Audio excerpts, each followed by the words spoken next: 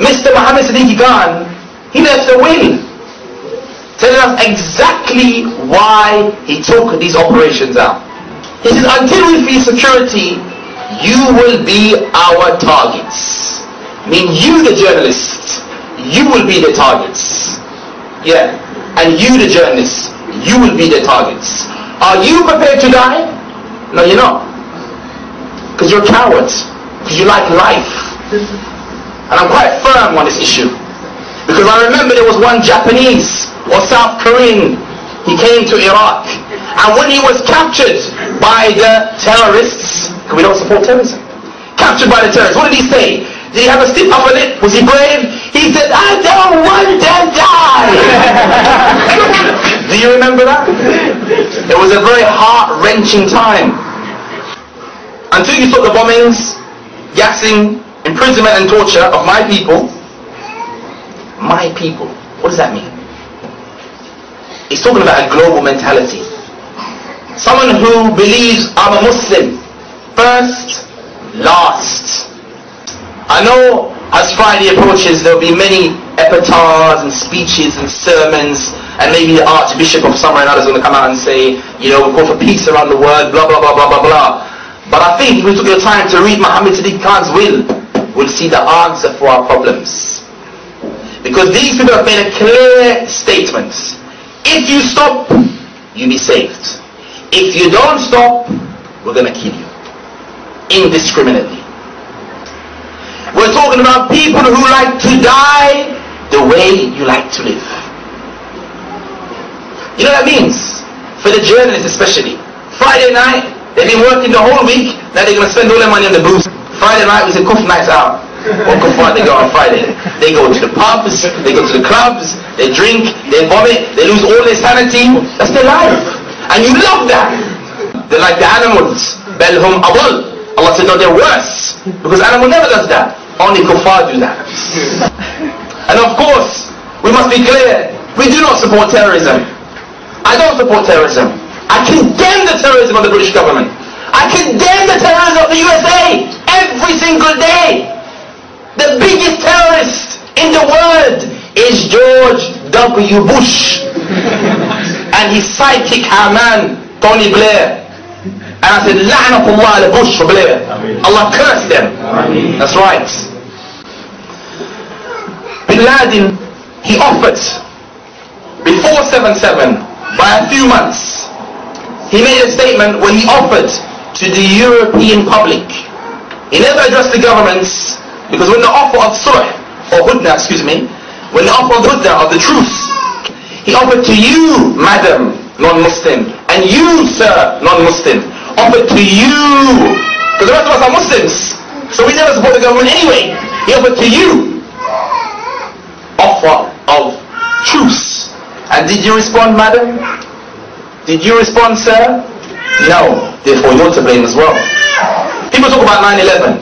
They said 9/11, 3,000 killed. I was watching it just the other day on the news. SubhanAllah.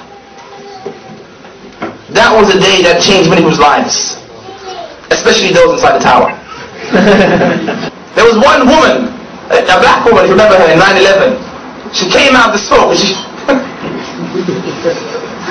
I'm going to cry. It's so touching, honestly.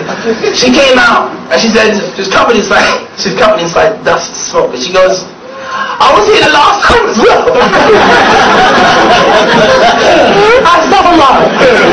It's so touching. Look to Spain. Example of what happened in Spain.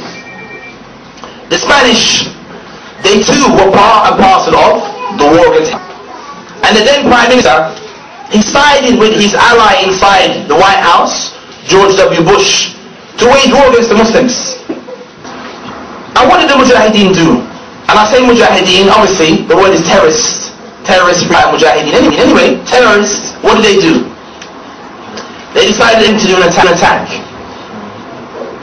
in the heart of Madrid, the capital of Spain, with all the security, with all the CCTV cameras, with all the awareness about terrorism. Didn't help in the end. You cannot stop someone who's determined to die, but more importantly, to take you with him. Israeli soldier, he had dual citizenship. He was a French national. In the Israeli army, there are numerous people from around the world. Therefore, France is not also at risk from the terrorists. Not according to me, but if you apply their formula, I can see maybe France could be Paris, could be the Eiffel Tower, who knows? It's a reality, something to be considered. I know I like to joke a lot, but if you think about it, why not?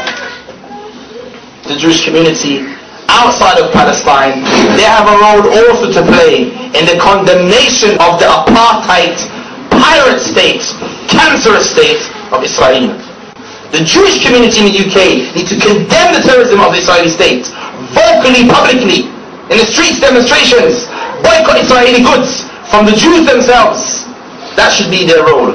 Otherwise, who knows what could happen? 7/7.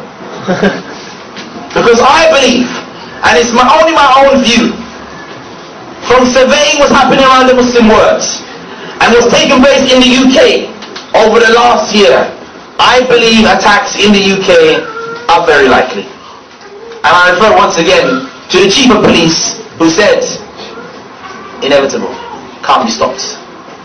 But I say with a slight footnote, they can be stopped if we're willing to stand side by side and stop the oppression against the Muslims, and stop the occupation of the Muslim lands, stop supporting those tyrant regimes, and then maybe then, just then, as Bin Laden said in one of his statements, the offer of truce was there for all of us. If we had risen in the UK and shown that we're against the government, maybe there would have been no 7/7. But the destiny is in your own hands.